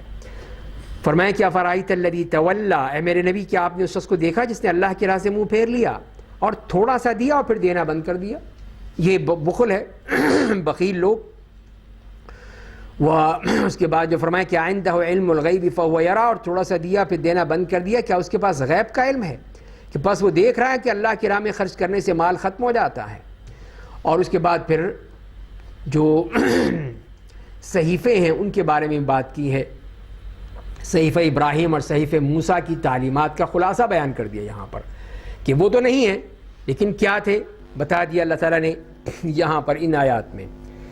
تو فرمائے کہ ام لم ینبأ بما فی صحف موسیٰ و ابراہیم الذی وفا، کیا اس بات کی خبر نہیں دی گئی کہ جو موسیٰ کے صحیفوں میں ہے اور اس ابراہیم کے صحیفے میں ہے جس نے اپنے رب کے ساتھ وفا کی، کہ قیامت کے دن کوئی اس کا بوجھ نہیں اٹھائے گا، اور یہ کہ انسان کو صرف اس کے اپنے ہی عمل کا بدلہ ملے گا، اور یہ کہ اس کا عمل اسے دکھایا جائے گا، پھر اسے پورا بدلہ دیا جائے گا، اور یہ کہ ہر ایک کو بالآخر آپ کے رب کے پاس ہی جانا ہے، اور یہ کہ وہی ہنساتا ہے، وہی رلاتا ہے، اور یہ کہ وہی مارتا ہے، وہی زندگی دیتا ہے، اور یہ کہ وہی نر اور مادہ کے جوڑے پیدا کرتا ہے، اور ایک قطرہ نطفہ سے جب وہ رحم مادر میں ٹپکایا جاتا ہے، اور یہ کہ بے شک وہی دوبارہ سب کو زندہ کرے گا، اور یہ کہ وہی مالدار بناتا ہے اور محتاج بناتا ہے، اور یہ کہ وہی شعراء ستارے کا رب ہے، اور یہ کہ اسی نے عاد اول کو ہلاک کر دیا تھا اور قوم سمود کو بھی، بس اس نے ان کا وجود ختم کر دیا۔ ان سے پہلی قوم نوح کو ہلاک کیا، بے شک لوگ بڑے ظالم، بڑے سرکش تھے، اور اس نے قوم لوط کی الٹی ہوئی بستیوں کو زمین پر دے مارا، پھر ان بستیوں کو اس پتھر یا پانی نے ڈھانپ لیا جس میں انہوں نے ڈھانپ لیا، پس تم اپنے رب کی کن کن نعمتوں پہ شک کیا کرو گے۔ تو یہ ہیں وہ تمام تعلیمات جو اللہ تعالیٰ نے بتا دی کہ یہ حضرت ابراہیم علیہ السلام اور حضرت موسیٰ علیہ السلام کے صحیفے میں بھی تھیں، اور اسی بات کی ہے کہ یہ تمام چیزیں جو اللہ تعالیٰ نے قرآن میں بتائی ہیں وہی باتیں وہاں تھیں. اللہ کا دین ہے, اللہ کا اسلام ہے, سب ایک ہی باتیں ہیں, قریب قریب ہیں, کوئی فرق نہیں ہے. فرمائیں کہ یہ نبی قرآن پہلے ڈرانے والے انبیاء صحائف کی طرح ڈرانے والا ہے. آنے والی گھڑی یعنی قیامت قریب آ چکی ہے, اسے اللہ کے سوا کوئی ظاہر کرنے والا نہیں ہے. کیا تم لوگ اس قرآن کو سن کر تعجب کرتے ہو اور ہنستے ہو اور روتے نہیں ہو اور غفلت میں مبتلا ہنس کھیل رہے ہو؟ بس تم لوگ اللہ کے سامنے سجدے میں گر جاؤ اور اس کی عبادت کرو. تو یہاں پہ پہلے سجدہ تلاوت کر رہے ہیں, پھر ان آیات کو سمجھنے کی کوشش کرتے ہیں. پکارنے والے کی طرف تیزی کے ساتھ دوڑ رہے ہوں گے. کفار کہیں گے یہ تو بہت ہی سخت دن ہے. تو ظاہر ہے کہ اس دن کی سختی وہیں سے معلوم ہو جائے گی. ان سے پہلے قوم نوح نے بھی جھٹلایا تھا. یہاں سے پھر وہ انبیاء کرام کا تذکرہ, اور اس میں حضرت نوح علیہ السلام کی قوم کا سب سے پہلے کہ بس انہوں نے ہمارے بندے کی تکذیب کی اور کہا یہ تو پاگل ہے, اسے جھڑکا گیا. تو انہوں نے اپنے رب کو پکارا اور کہا میں مغلوب ہو گیا, اس لیے تو میری مدد فرما. تو انہوں نے فوراً ہی یعنی پوری دعوت کے بعد اللہ تعالیٰ سے کہا کہ اب تو میں مغلوب ہو چکا ہوں, میری بات ہی نہیں مانتے ہیں. تو اللہ تعالیٰ نے پھر ان کے اوپر وہ عذاب نازل فرما دیا. پس ہم نے موسلادھار بارش کے ساتھ آسمان کے دروازے کھول دیے اور زمین سے چشمے جاری کر دیے. پس یہ سارا پانی اس کام کے لیے جمع ہو گیا جو مقدر ہو چکا تھا, یعنی جو عذاب آنا تھا. اور ہم نے نوح کو تختوں اور کیلوں سے بنی کشتی پر سوار کر دیا جو ہماری آنکھوں کے سامنے چل رہی تھی, جس کی نافرمانی کی گئی اس کی طرف سے بدلہ تھا. اور ہم نے اس واقعے کو نشان عبرت بنا کر چھوڑ دیا. پس کیا کوئی نصیحت حاصل کرنے والا ہے؟ پس کیسا تھا میرا عذاب اور میری ڈرانے والی باتیں. اور ہم نے قرآن کو یقین نصیحت کے لیے آسان بنا دیا ہے. پس کیا کوئی نصیحت حاصل کرنے والا ہے؟ تو یہ وہ آیات ہیں جسے آیات ترجیع کہا جاتا ہے, جو بار بار آئیں گی, ہر واقعے کے بعد آئیں گی. اور اس میں اسی بات کی طرف اشارہ ہے کہ ہم نے یہ نشانی رکھی ہے, تو ہے کوئی نصیحت کرنے والا, سمجھنے والا, غور و فکر کرنے والا. اور یہ بات کہ یہ میرا عذاب اور دیکھو کیسا تھا میرا عذاب. اور تیسری بات یہ کہ اس قرآن کے بارے میں کہا جائے گا, ہر بار کہا جائے گا کہ وَلَقَدْ يَسَّرْنَا الْقُرْآنَ, ہم نے قرآن کو بہت ہی آسان کر دیا ہے. کس لیے؟ للذکر, نصیحت حاصل کرنے کے لیے, سمجھنے کے لیے, پڑھنے کے لیے. لیکن لوگ کہتے ہیں نہیں بڑا مشکل ہے, بہت مشکل ہے اس قرآن کو سمجھنا. جب تک کہ پتہ نہیں کتنے علم حاصل نہ ہو اس وقت تک وہ قرآن سمجھ میں نہیں آ سکتا. لہذا قرآن مت پڑھا کرو, کوئی ضرورت نہیں ہے پڑھنے کی. بس تم ہماری کتابیں پڑھو, چھوڑ دو ان کو, قرآن کریم کو چھوڑ دو, حدیث کو. تو وہ یہ قرآن سے اور حدیث سے دور کرتے ہیں لوگوں کو. قرآن تو سناتے ہی نہیں ہیں, اس لیے کہ قرآن کیسے سمجھ سکتے ہو تم. تو یہی وہ باتیں ہیں کہ جو بالکل قرآن کے خلاف ہے. قرآن تو کہہ رہے آسان کر دیا, وہ کہتے ہیں نہیں بڑا مشکل ہے. تو یہ قرآن کو کیسے سمجھ سکیں گے؟ کذبت عاد فکیف کان عذابی ونذر, قوم عاد نے بھی جھٹلایا, پس کیسا تھا میرا عذاب اور میری ڈرانے والی باتیں. اور ہم نے باقی رہنے والی نحوست کے دن ان پر ایک تند و تیز ٹھنڈی ہوا بھیج دی جو لوگوں کو اکھاڑ پھینکتی تھی جیسے وہ اکھڑے ہوئے کھجوروں کے تنے ہوں, کہ ان تنوں کی طرح وہ اس طرح سب ختم ہو گئے. بس کیسا تھا میرا عذاب, میری ڈرانے والی باتیں. اور ہم نے قرآن کو یقین نصیحت کے لیے آسان بنا دیا ہے. بس کیا کوئی نصیحت حاصل کرنے والا ہے؟ قوم سمود نے بھی ڈرانے والی باتوں کی تکذیب کی تھی. بس انہوں نے کہا کیا ہم اپنی قوم میں سے ایک آدمی کی پیروی کرنے لگیں, تب تو ہم یقین گمراہ اور مجنون ہوں گے. ہمارے جیسا آدمی یہ نبی بن گیا, کیا ہم میں سے اسی پر وحی اتاری گئی ہے؟ بلکہ وہ بڑا جھوٹا اور خود پسند آدمی ہے. وہ لوگ کل کے دن عنقریب جان لیں گے کون بڑا جھوٹا اور خود پسند ہے. ہم اونٹنی کو ان کے لیے آزمائش بنا کر بھیج رہے ہیں. پس اے میرے نبی, آپ ان کے انجام کا انتظار کیجیے اور صبر سے کام لیجیے. اور آپ انہیں خبر کر دیجیے کہ پانی کا ان کے اور اونٹنی کے درمیان تقسیم کر دیا گیا ہے, پانی کا ہر حصہ اس کی مقدار کے لیے ہے. تو یہ انہوں نے یہ شکایت کی کہ سارا پانی پی جاتی ہے, سارا ہمارا کھانا کھا جاتی ہے. تو اللہ نے کہا ٹھیک ہے تقسیم کر لو, ایک دن اس کا ایک دن تمہارا. تب بھی وہ نہیں مانے اور انہوں نے اس اونٹنی کو مارنے کی کوشش کی. پس انہوں نے اپنے ساتھی کو بلایا جو وہ اصل دشمن تھا, جس نے اونٹنی کو نقصان پہنچانے کی ذمہ داری لے لی, پھر اسے ہلاک کر دیا. تو کیسا تھا میرا عذاب اور کیسی تھی میری ڈرانے والی باتیں. ہم نے ان پر ایک چیخ مسلط کر دی, پس وہ باڑ بنانے والے کی ٹوٹی پھوٹی گھاس پھوس کے مانند ہو گئے. جیسے گھاس پھوس بالکل ہی ختم ہو جاتی ہیں, اس طرح وہ سب کا ستیہ ناش ہو گیا, تہ و بالا کر دیے گئے. اور ہم نے قرآن کو یقین نصیحت کے لیے آسان بنا دیا. پس کیا کوئی نصیحت حاصل کرنے والا ہے؟ قوم لوط نے بھی ڈرانے والی باتوں کو جھٹلایا تھا. ہم نے ان پر پتھروں کی بارش کر دی تھی سوائے آل لوط کے، انہیں ہم نے صبح کے وقت بچا لیا۔ یہ ہمارا ان پر احسان تھا، ہم شکر کرنے والے کو ایسے ہی بدلہ دیتے ہیں۔ اور لوط نے ہماری گرفت سے ڈرایا تھا، مگر انہوں نے ہمارے ڈرانے والوں باتوں میں شبہ کیا تھا۔ انہیں لوط سے ان کے مہمانوں کو مانگا تو ہم نے ان کی آنکھوں کو مٹا دیا۔ یہ ہے کہ فرشتوں نے صرف ایک ہاتھ ہی مارا، ان کی آنکھیں ہی مٹا دی گئیں، اور کہا تم لوگ میرے عذاب اور میری دھمکیوں کا مزہ چکھو۔ اور صبح کے وقت ایک نہ ٹلنے والے عذاب نے انہیں آ لیا، پس تم لوگ میرے عذاب اور میری دھمکیوں کا مزہ چکھو۔ ہم نے قرآن کو یقین نصیحت کے لیے آسان بنا دیا، پس کیا کوئی نصیحت حاصل کرنے والا ہے؟ اور اس کے بعد پھر فرعونیوں کے بارے میں بھی ذکر فرما دیا۔ اور فرعونیوں کے پاس بھی بہت سی ڈرانے والی چیزیں آئیں، انہوں نے ہماری تمام نشانیوں کی تکذیب کی تو ہم نے اس طرح پکڑ لیا جس طرح زبردست قدرت والا پکڑتا ہے۔ اے اہل قریش، اب اس کے پورے نقل کرنے کے بعد اب ان کو مخاطب کیا جا رہا ہے کہ اب دیکھو تمہارے ساتھ کیا معاملہ ہوگا۔ کیا تمہارے کفار ان قوموں سے زیادہ بہتر ہے؟ یا تمہارے لیے آسمانی کتابوں میں برات و نجات لکھ دی گئی ہے؟ یا وہ یہ کہتے ہیں کہ ہماری جماعت غالب آنے والی ہے، ان قریب وہ جماعت شکست کھائے گی اور لوگ پیٹ پھیر کر بھاگ جائیں گے۔ تو یہ بتایا کہ تمہارا حشر یہ ہوگا، بلکہ ان کا وقت مقرر قیامت کا دن ہے، اور قیامت کی گھڑی بہت سخت اور کڑوی ہوگی۔ بے شک مجرموں کو گمراہی اور جنون میں مبتلا ہیں۔ جس دن وہ لوگ آگ میں اپنے چہروں کے بل گھسیٹے جائیں گے، ان سے کہا جائے گا کہ جہنم کی لپٹ کا مزہ چکھو، ہم نے ہر چیز کو ٹھیک اندازے کے مطابق پیدا کیا ہے، اور ہمارا حکم آگ کی جھپک کی طرح صرف ایک بار ہوتا ہے، اور ہم تم جیسے کافروں کو پہلے ہلاک کر چکے ہیں، پس کیا کوئی نصیحت حاصل کرنے والا ہے؟ اور انہیں جو کچھ بھی کیا وہ اعمال ناموں میں نوشتہ ہے، ہر چھوٹی بڑی بات لوح محفوظ میں موجود ہے۔ بے شک پرہیز لوگ باغوں اور نہروں میں ہوں گے، صدق و صفا کی مجلس میں، قدرت والے بادشاہ کے پاس۔ تو اس طرح اللہ تعالیٰ نے ان کفار کا تفصیلی ذکر فرمانے کے بعد اپنے نیک بندوں کا ذکر بھی فرما دیا کہ وہ کس طرح باغوں اور نہروں میں ہوں گے، اور وہی صدق و صفا کی مجلس میں اپنے رب کے پاس ہوں گے۔ یہ ان کے لیے اللہ کی طرف سے کتنی بڑی نعمت ہوگی۔ اس کے بعد آتے ہیں قرآن کریم کی 55ویں سورت الرحمن، اور سورت الرحمن میں مکی کی صورت ہے، 78 آیات ہیں، اور 6 پیراگراف میں اس کو تقسیم کیا گیا ہے۔ اور اس صورت میں بھی ہم اللہ تعالیٰ کی رحمانیت، قدرت اور ربوبیت کے دلائل بھی دیکھتے ہیں، اور جنت اور جہنم کا تذکرہ بھی آتا ہے۔ بسم اللہ الرحمن الرحیم، الرحمن علم القرآن، نہایت مہربان اللہ ہے جس نے قرآن سکھایا۔ اس نے انسان کو پیدا کیا، اسے قوت گویائی دی۔ آفتاب و مہتاب ایک مقررہ حساب کے پابند ہیں، اور بیل بوٹے اور درخت اپنے رب کو سجدہ کرتے ہیں۔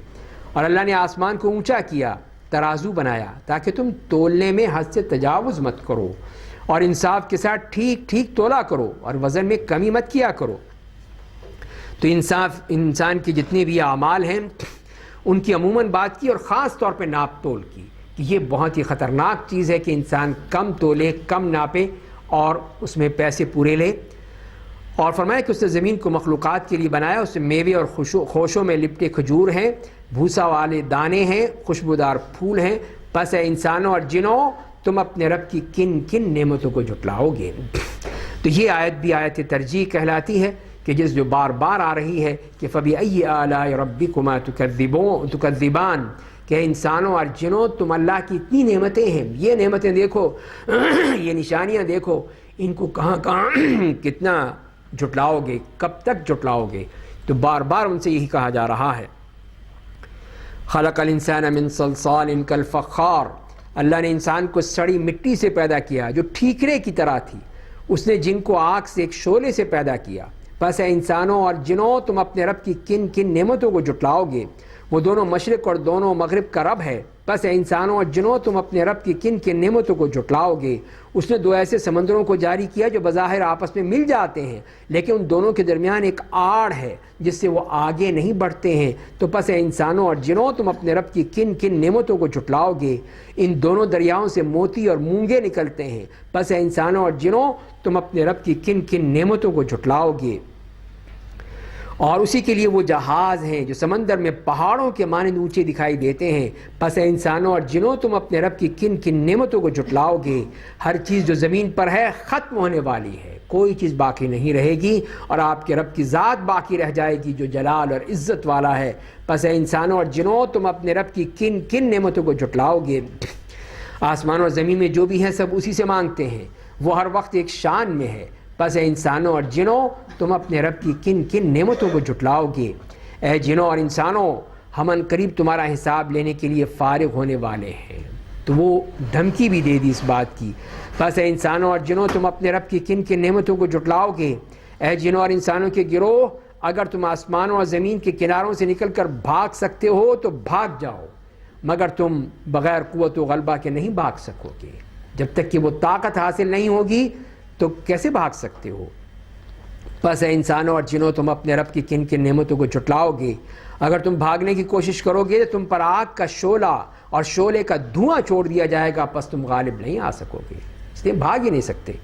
پس اے انسانوں اور جنوں تم اپنے رب کی کن کن نعمتوں کو جھٹلاؤ گے؟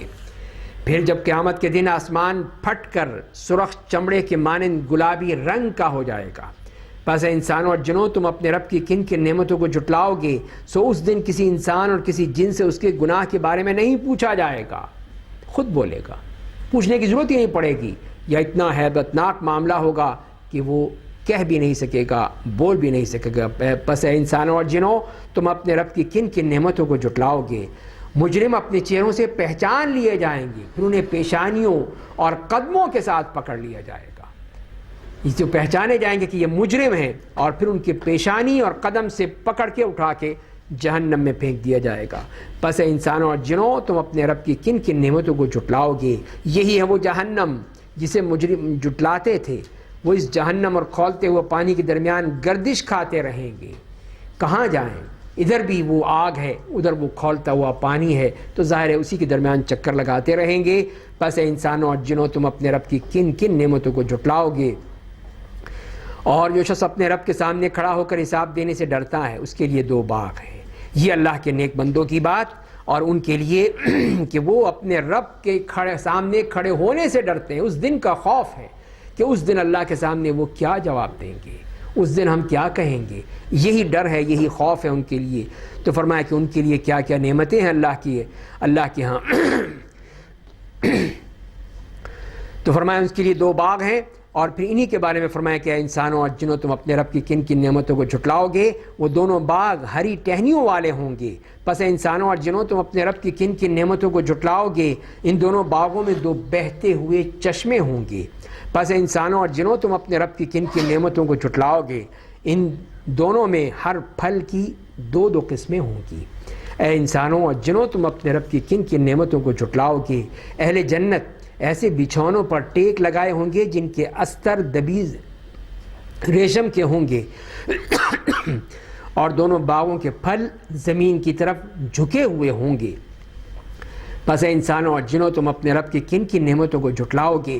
ان جنتوں میں نیچی نگاہیں والی حوریں ہوں گی جنہیں اہل جنت سے پہلے نہ کسی انسان نے چھوا ہوگا نہ کسی جن نے۔ پس اے انسانوں اور جنوں تم اپنے رب کی کن کن نعمتوں کو جھٹلاؤ گے؟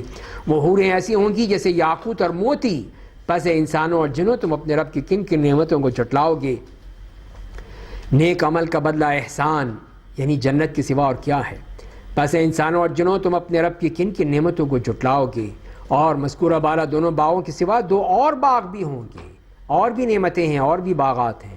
پس اے انسانوں اور جنوں تم اپنے رب کی کن کن نعمتوں کو جھٹلاؤ گے؟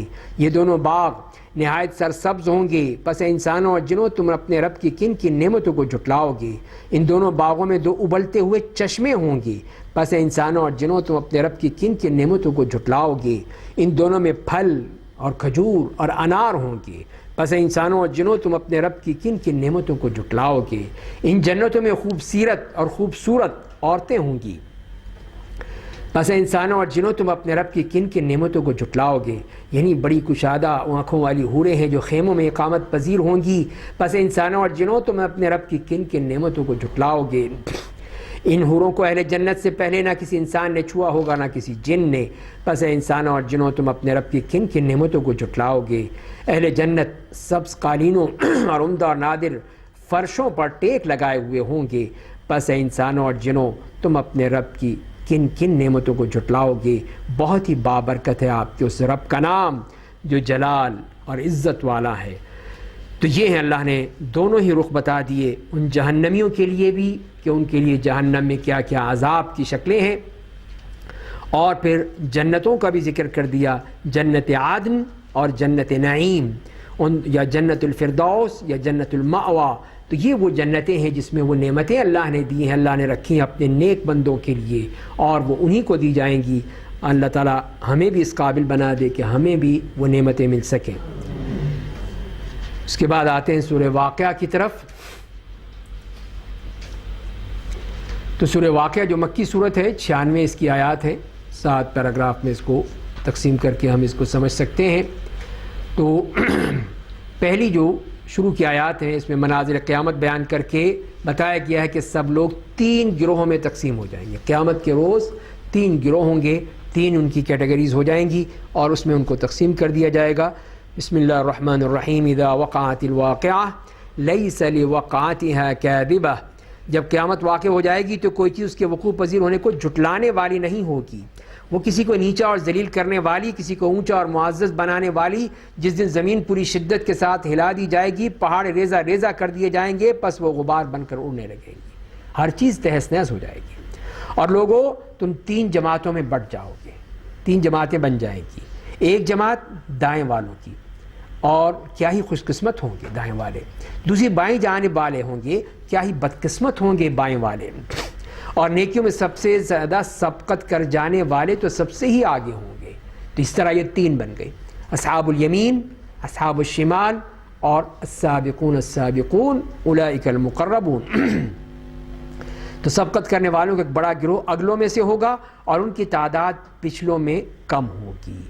تو یہ اللہ تعالیٰ نے بتایا کہ یہ جو ہیں سبقت کرنے والے سابقون، ان کے بارے میں یہ بتایا کہ یہ جو پہلے لوگ ہیں ان میں زیادہ ہوں گے، پیچھے والوں میں کم ہوں گے۔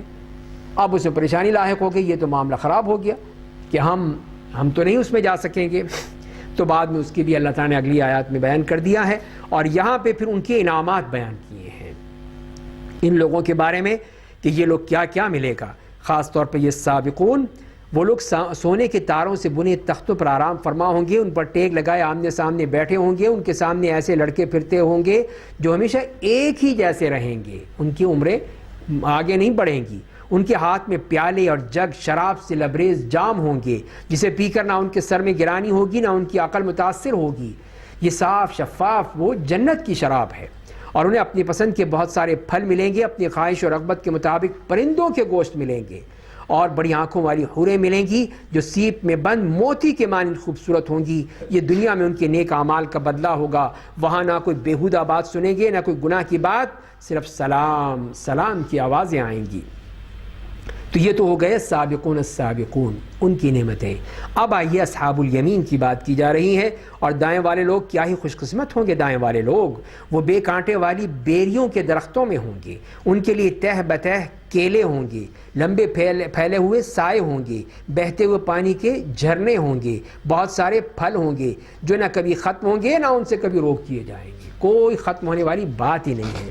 اور ان کے لیے اونچے فرش ہوں گے، ہم نے حوروں کو بطور خاص پیدا کیا، انہیں کنواری بنایا، انہیں اپنے شوہروں کو محبت دینے والی ان کا ہم عمر بنایا۔ یہ سب کچھ دائیں والوں کے لیے ہے، ان کا ایک بڑا گروہ اگلوں میں سے ہوگا، اور ایک بڑا گروہ پچھلوں میں سے بھی ہوگا۔ تو یہ فرق بتا دیا کہ سابقون میں معاملہ جو ہے وہ سابقین کے ساتھ ہی ہے، اس لیے کہ ان کے مراتب بہت بلند ہیں، لیکن اصحاب الیمین ہے وہ سب میں ہوں گے، اگلوں میں بھی ہوں گے، پچھلوں میں بھی ہوں گے، اس میں بھی جو اس قابل ہوں گے اللہ تعالیٰ ان کو یہ نعمتیں عطا فرمائے گا۔ اور اب یہ تیسری قسم وہ اصحاب الشمال، ان کے بارے میں یہ فرمایا، اور بائیں لوگ کتنے بدنصیب ہوں گے بائیں والے لوگ، جو شدید گرم اور کھولتے ہوئے پانی میں ہوں گے، سیاہ دھوئیں کے سائے میں ہوں گے جو نہ ٹھنڈا ہوگا نہ آرام دہ۔ وہ لوگ بے شک اس سے پہلے دنیا میں عیش پرست تھے، عیاشیاں کرتے رہے تھے، بڑے بڑے گناہوں کے ارتکاب پر اصرار کرتے تھے، اور کہا کرتے تھے کہ کیا ہم مر جائیں گے اور مٹی اور ہڈیاں ہو جائیں گے تو کیا ہم باقی دوبارہ اٹھائے جائیں گے؟ مانتے ہی نہیں تھے۔ اور کیا ہمارے ماضی میں گزرے ہوئے باپ دادا بھی اٹھائے جائیں گے؟ اے میرے نبی آپ کہہ دیجئے کہ اگلے اور پچھلے سب ایک متعین دن کے وقت ضرور جمع کیے جائیں گے۔ پھر اے گمراہو اور جھٹلانے والو، تمہیں زقوم کا درخت ضرور کھانا ہوگا، وہی تمہارا کھانا ہے، وہی تمہیں کھانا پڑے گا، تم اسی سے اپنے پیٹ بھرو گے، پھر اوپر سے شدید گرم پانی پیو گے، پس تم بیمار پیاسے اونٹ کی طرح پیو گے، قیامت کے دن یہی ان بائیں والوں کی میزبانی ہوگی۔ کہ کھانا کیا ہے؟ وہ زقوم کا درخت جو جہنم میں ہی پیدا ہوتا ہے، وہ درخت ہی جہنم کا ہے، اور پھر اس کو کھا کر ان کے پیٹ میں جب آگ لگ جائے گی تو وہ پانی مانگیں گے تو وہی کھولتا ہوا گرم پانی جو ان کی آنتوں کو کاٹ دے گا، وہ گرم پانی ان کو پینا پڑے گا۔ فرمایا کہ یہی میزبانی ہے اور کچھ نہیں ملے گا وہاں۔ نحن خلقناکم فلولا تصدقون، ہم نے تمہیں پیدا کیا ہے، بس تم ہماری بات پہ یقین کیوں نہیں کرتے، مانتے کیوں نہیں؟ کیا تم نے غور کیا کہ منی کا جو قطرہ تم ٹپکاتے ہو اسے تم پیدا کرتے ہو یا ہم اسے پیدا کرنے والے ہیں؟ اور تمہارے درمیان موت کو ہم نے مقدر کر دیا ہے اور کوئی ہم سے سبقت نہیں لے گیا ہے اس بارے میں کہ ہم تمہاری جگہ تمہارے جیسے دوسروں کو لے آئیں اور تمہیں کسی ایسی شکل میں پیدا کریں جسے تم نہیں جانتے، اور تمہیں اپنی پہلی پیدائش کی تو خبر ہے، پھر تم نصیحت کیوں نہیں حاصل کرتے؟ جیسے پہلے پیدا ہوئے تھے دوبارہ پیدا ہو جاؤ گے، تو اس میں مشکل کون سی ہے؟ کیا ہم نے اس بیج کے بارے میں غور کیا جسے تم بوتے ہو، اس پودے کی شکل میں تم اگاتے ہو، یا ہم اسے اگانے والے ہیں؟ اگر ہم چاہتے تو اسے بھس بنا دیتے، پھر تم حسرت ہی کرتے رہ جاتے اور کہتے کہ ہم یقین خسارے میں پڑ گئے بلکہ ہم محروم ہو گئے۔ کیا تم نے اس پانی کے بارے میں غور کیا جسے تم پیتے ہو، اسے بادل سے تم نے اتارا ہے یا ہم اتارنے والے ہیں؟ اگر ہم چاہتے تو اسے کھارا بنا دیتے، پھر تم شکر کیوں نہیں ادا کرتے؟ کیا تم نے اس آگ کے بارے میں غور کیا جسے تم ہرے درخت سے نکالتے ہو؟ اس درخت کو تم نے پیدا کیا ہے یا اس کے پیدا کرنے والے ہم ہیں؟ تو اس طرح اللہ تعالیٰ نے ان تمام چیزوں کے بارے میں بتایا کہ یہ تمام چیزیں جو ہیں یہ ہماری پیدا کردہ ہیں، ہماری تخلیق ہیں، تمہارا کیا اس میں؟ کچھ بھی نہیں ہے۔ تو لہٰذا جو تمہاری نہیں ہے تو پھر اللہ کا شکر ادا کرو اور اس کو مانو کہ تمہارا رب ہے، اور ہم نے اسے باعث نصیحت اور صحرا میں سفر کرنے والوں کی فائدے کی چیز بنایا ہے۔ بس اے میرے نبی آپ اپنے عظیم رب کی پاکیزگی بیان کیجیے۔ میں ستاروں کے گرنے والے کے مکان و زمان کی قسم کھاتا ہوں، اگر تم سمجھو کہ یہ ایک عظیم قسم ہے، بے شک یہ معزز قرآن ہے جو لوح محفوظ میں موجود ہے، اسے صرف بہت ہی پاک لوگ چھوتے ہیں، اور وہ پاکیزہ لوگ کون ہیں؟ وہ فرشتے ہیں، ان کے بارے لا یمسہ الا المطہرون، وہ پاکیزہ لوگ، وہ فرشتے ہیں جو وہی چھوتے ہیں، وہی لوح محفوظ سے اللہ کے پاس لاتے ہیں، پھر اللہ کے حکم سے قرآن کو نازل کرتے ہیں۔ تنزیل من رب العالمین، یہ رب العالمین کی طرف سے نازل کردہ ہے۔ کیا تم اس کلام الہی کے سلسلے میں کافروں کے ساتھ نرم رویہ اختیار کرتے ہو؟ تو یہاں پر بھی مسلمانوں کو بتا دیا کہ نہیں، قرآن کے معاملے میں کسی قسم کی کوئی بھی مداہنت نہیں ہو سکتی، کوئی بارگیننگ نہیں ہو سکتی، ان کو جو صحیح بات ہے وہ بتانی ہوگی۔ اور تم نے اپنی روزی یہ بنا لی ہے کہ تم قرآن کو جھٹلاتے ہو، پس جب کسی کی روح حلق تک پہنچ جاتی ہے اور اس وقت تم اسے مجبور محض بن کر دیکھ رہے ہوتے ہو، اور تمہارے بنسبت ہم اس سے زیادہ قریب ہوتے ہیں لیکن تم دیکھ نہیں پاتے، پس اگر تم کسی کو تابع فرمان نہیں ہو، اگر تم اس دعوے میں سچے ہو تو اس روح کو واپس کیوں نہیں لے آتے؟ تو یہاں پر انسان کی موت کا وہ تصور دیا ہے کہ موت کے وقت جب اس کی جان نکل رہی ہوتی ہے تو سب لوگ دیکھ رہے ہوتے ہیں، کوئی کچھ نہیں کر سکتا، کوئی ڈاکٹر، کوئی حکیم، کوئی کچھ نہیں کر سکتا، اس لیے کہ اس اللہ کا کام ہے، اللہ تعالیٰ ہی۔ تو اس لیے فرمایا اگر ہے کچھ تمہارے پاس تو نکال لو، روک کے دکھاؤ اس کو، اس روح کو واپس لا کر دکھاؤ اگر تم نکال سکتے ہو تو۔ اب اس کے بعد پھر ان تین جو شروع میں بتائی گئی تھیں تینوں اقسام، ان کا ذکر فرمایا کہ ان کا انجام کیا ہوگا۔ پھر اگر وہ مرنے والا اللہ کے مقرب بندوں میں سے ہے تو اس کے لیے کہا جائے گا اے اصحابی، تو اس کے لیے آرام اور عمدہ روزی اور نعمتوں والی جنت ہے، یہ سابقون، ان کے لیے وعدہ اللہ کا۔ اگر وہ دائیں والوں میں سے ہے تو اس سے کہا جائے گا اے اصحاب یمین کے گروہ کے آدمی، تیرے لیے سلامتی ہے۔ اور اگر وہ جھٹلانے والے گمراہوں میں سے ہے تو اس کی میزبانی کے لیے گرم پانی ہے اور جہنم میں جلایا جانا ہے۔ بے شک یہ ساری باتیں یقینی طور پر برحق ہیں، پس سے میرے نبی آپ اپنے رب عظیم کی پاکیزگی بیان کیجئے۔ اس طرح اللہ تعالیٰ نے ان تینوں اقسام کی اصل صورتحال بھی بیان کر دی۔ اب اس کے بعد جو اگلی صورت ہے 57ویں صورت سورہ حدید،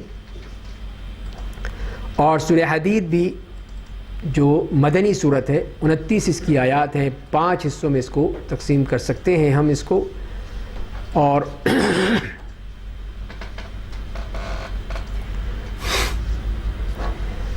تو پہلے 15 آیات میں صفات الہی بیان کر کے توحید، ایمان اور انفاق فی سبیل اللہ کی دعوت دی گئی ہے۔ بسم اللہ الرحمن الرحیم، سبح للہ ما فی السماوات والارض وهو العزیز الحکیم، کہ آسمان اور زمین میں جو کچھ ہے سب اللہ کی تسبیح بیان کرتے ہیں، وہ زبردست بڑی حکمتوں والا ہے۔ آسمان اور زمین کی بادشاہی اسی کی ہے، وہ زندہ کرتا ہے، مارتا ہے، وہ ہر چیز پر قدرت رکھتا ہے، وہی اول ہے اور آخر ہے، ظاہر ہے، باطن ہے، وہی ہر چیز سے باخبر ہے۔ اسی نے آسمان اور زمین کو 6 دنوں میں پیدا کیا، پھر عرش پر مستوی ہو گیا۔ وہ ہر اس چیز کو جانتا ہے جو زمین میں داخل ہوتی ہیں، جو اس سے نکلتی ہیں، اور جو کچھ آسمان سے اترتا ہے، جو اس میں چڑھتا ہے، اور تم جہاں کہیں بھی ہوتے ہو تمہارے ساتھ ہوتا ہے، اور تم جو کچھ کرتے ہو اللہ اسے خوب دیکھ رہا ہے۔ تو یہ اللہ کی تمام صفات بیان کر دی گئیں کہ وہ ان تمام صفات کا مالک ہے۔ آسمان و زمین کی بادشاہی اسی کی ہے، اور تمام امور اللہ کی طرف ہی لوٹتے ہیں۔ وہ رات کو دن میں داخل کرتا ہے اور دن کو رات میں داخل کرتا ہے، اور وہ سینوں کے رازوں کو خوب جانتا ہے۔ اور اس کے بعد پھر یہ اللہ تعالیٰ کے نے احکام دیے ہیں کہ لوگوں اللہ اور اس کے رسول پر ایمان لے آؤ، اس مال میں سے خرچ کرو جس کا اس نے تمہیں وارث بنایا، بس تم میں سے جو لوگ ایمان لائے انہیں خرچ کیا ان کے لیے بڑا اجر ہے۔ اور لوگوں تمہیں کیا ہو گیا، اللہ پر ایمان نہیں لاتے ہو، حالانکہ رسول اللہ تو تمہیں بلا رہے ہیں تاکہ تم اپنے رب پر ایمان لے آؤ۔ اس نے تم سے اس بات کا عہد بھی لیا ہوا ہے اگر تم ایمان رکھتے ہو۔ وہی اپنے بندے پر صریح اور واضح آیات نازل کرتا ہے تاکہ تمہیں تاریکی سے نکال کر روشنی تک پہنچا دے، اور بے شک اللہ تمہارے لیے بڑا ہی رحمت والا اور محبت والا، رأفت والا ہے۔ اور تمہیں کیا ہو گیا ہے کہ تم اللہ کی راہ میں خرچ نہیں کرتے، حالانکہ آسمان اور زمین کی میراث صرف اللہ کے لیے ہے، تم میں سے کوئی اس کے برابر نہیں ہو سکتا۔ جس نے فتح مکہ سے پہلے خرچ کیا اور جہاد کیا وہ لوگ درجے میں ان سے زیادہ اونچے ہیں جنہوں نے فتح مکہ کے بعد خرچ کیا اور جہاد کیا۔ اللہ نے ہر ایک سے جنت کا وعدہ کیا ہے، تم جو کچھ کرتے ہو اللہ اس کی پوری خبر رکھتا ہے۔ تو یہاں پہ بتا دیا گیا کہ تو وہ لوگ تھے فتح مکہ سے پہلے، اس وقت کوئی توقع نہیں تھی کہ کیا ہوگا، مسلمانوں کے حالات کیا ہوں گے، اور اس وقت اللہ کی راہ میں خرچ کیا تھا، جہاد کیا تھا، تو وہ سابقون الاولون ہیں اور ان کا مقام بڑھ کر ہے۔ اور جو بعد میں آئے انہوں نے دیکھ لیا کہ اب مسلمان جو ہیں فتح مند ہو گئے ہیں، کامیاب ہو گئے ہیں، طاقت میں آ گئے ہیں، اس وقت کچھ لوگ ایمان لائے، تو دونوں ہی جنتی ہیں، لیکن ان کا مرتبہ جو ہے فرمایا وہ ان سے کم ہے۔ وہ کون ہے جو اللہ کو اچھا قرض دے بس اس کے لیے اس سے کئی گنا بڑھا دے گا، ان کے لیے بہت عمدہ اجر یعنی جنت ہے۔ جس دن آپ مومن مردوں اور عورتوں کو دیکھیں گے ان کا نور ان کے آگے آگے ان کے دائیں جانب دوڑ رہا ہوگا، اور ان سے فرشتے کہیں گے آج تمہیں ایسی جنتوں کی خوشخبری دی جاتی ہے جس کے نیچے نہریں جاری ہیں، تم ان جنتوں میں ہمیشہ رہو گے، اور یہی در حقیقت عظیم کامیابی ہے۔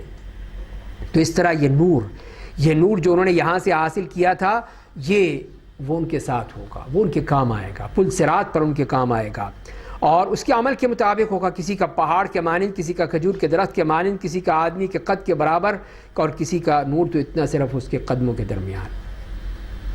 تو اس نور کے ذریعے سے وہ گزارا کریں گے۔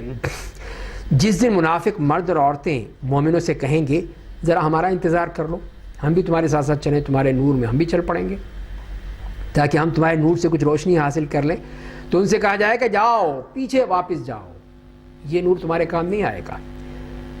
پھر دونوں جماعتوں کے درمیان ایک دیوار حائل کر دی جائے گی جس کا ایک ہی دروازہ ہوگا، جس کے اندر رحمت ہوگی اور اس کے باہر کی طرف عذاب ہوگا۔ تو یہ منافقین یہ نور حاصل نہیں کر سکیں گے، بلکہ اللہ تعالیٰ پھر ان کے درمیان ہی وہ حجاب یا وہ دیوار کھڑی کر دے گا کہ جو وہ ان سے کوئی فائدہ نہیں اٹھا سکتے ہیں۔ منافقین اہل جنت کو پکاریں گے کیا ہم تمہارے ساتھ نہیں تھے؟ دنیا میں ہم تمہارے ساتھ ہی کھاتے پیتے نمازیں پڑھتے تھے۔ تو وہ کہیں گے ہاں، مگر تم نے اپنے آپ کو نفاق میں مبتلا کیا اور مسلمانوں کے سلسلے میں کسی آفت کا انتظار کرتے رہے اور شک میں پڑے رہے، اور جھوٹی امیدوں نے تمہیں دھوکے میں ڈالے رکھا، یہاں تک کہ اللہ کا حکم یعنی موت آ گئی، اور شیطان تمہیں اللہ کے معاملے میں آخر وقت تک دھوکہ ہی دیتا رہا۔ بس آج کے دن تم سے کوئی فدیہ نہیں قبول کیا جائے گا، نہ ان لوگوں نے جنہوں نے کفر کیا، تم سب کا ٹھکانہ جہنم ہے، تمہارے لیے وہی لائق ہے، وہی برا ٹھکانہ ہے۔ فرمایا کیا ایمان والوں کے لیے وقت نہیں آیا کہ ان کے دل اللہ کی یاد سے اور جو حق یعنی قرآن نازل ہوا ہے اسے سن کر نرم ہو جائیں، ان لوگوں کے مانند نہ ہو جائیں جنہیں اس سے پہلے کتاب دی گئی، پھر ان پر ایک لمبی مدت گزر گئی اس لیے ان کے دل سخت ہو گئے، اور آج ان میں سے اکثر فاسق ہیں۔ تو یہ مومنوں کے حوالے سے کہا گیا کہ وہ قرآن کریم کی تلاوت کیوں نہیں کرتے؟ جو اللہ نے کتاب نازل کی ہے اس کو پڑھیں، اس کو سمجھیں، غور فکر کریں، اور ان یہودیوں کی طرح نہ ہو جائیں کہ جب انہوں نے چھوڑ دیا تو ان کے دل سخت ہو گئے، دل پتھر ہو گئے، پھر ان کو ہدایت نہیں ملی۔ اعلموا ان اللہ یحیی الارض بعد موتها، جان لو کہ بے شک اللہ زمین کو اس کی موت کے بعد زندہ کر دیتا ہے۔ ہم نے تمہارے لیے اپنی آیتیں بیان کر دی ہیں تاکہ تم سمجھو۔ بے شک صدقہ دینے والے مرد اور صدقہ دینے والی عورتیں اور جو لوگ اللہ کو اچھا قرض دیتے ہیں ان کو کئی گنا بڑھا کر دیا جائے گا، کئی گنا، جس کی کوئی حد نہیں، ان کے لیے بہت عمدہ اجر یعنی جنت ہے۔ اور جو لوگ اللہ اور اس کے رسولوں پر ایمان رکھتے ہیں وہی اپنے رب کے نزدیک صدیق و شہید ہیں، انہیں ان کو اجر اور نور ملے گا۔ جو لوگ کفر کرتے ہیں ہماری آیتوں کو جھٹلاتے ہیں وہی جہنمی ہیں۔ تم سب جان لو کہ بے شک دنیا کی زندگی کھیل تماشا، زیب و زینت، آپس میں ایک دوسرے پر فخر کرنا، مال و دولت اور اولاد میں ایک دوسرے سے آگے بڑھنا ہے۔ اس کی مثال اس بارش کی ہے جس سے اگنے والا پودا کافروں کو خشک کر دیتا ہے، پھر وہ خشک ہو جاتا ہے، پھر زرد ہو جاتا ہے، پھر ریزہ ریزہ ہو جاتا ہے، اور آخرت میں بروں کے لیے سخت عذاب ہے اور اچھوں کے لیے اللہ کی مغفرت اور خوشنودی ہے۔ دنیا کی زندگی محض دھوکے کا سامان ہے۔ تو یہاں اس آیت میں اللہ تعالیٰ نے اس دنیا کی بے ثباتی بیان کر دی ہے کہ دنیا لہو و لعب سے عبارت ہے کہ آدمی صرف اسی میں لگا رہتا ہے تو غافل ہو جاتا ہے اللہ سے، اللہ کے دین سے اور آخرت سے، اور پھر یہی چیز اس کو برباد کر دیتی ہے۔ تو انسان سے کہا گیا ہے کہ وہ اپنے مغفرت کی طرف دوڑے۔ لوگو تم اپنے رب کی مغفرت کی طرف دوڑو، جلدی کرو، اور اس جنت کی طرف جس کی کشادگی آسمان و زمین کی کشادگی کی مانند ہے، ان کے لیے تیار کی گئی ہے جو اللہ اور اس کے رسول پر ایمان رکھتے ہیں۔ یہ اللہ کا فضل ہے، وہ جسے چاہتا ہے دیتا ہے، وہ اللہ عظیم فضل والا ہے۔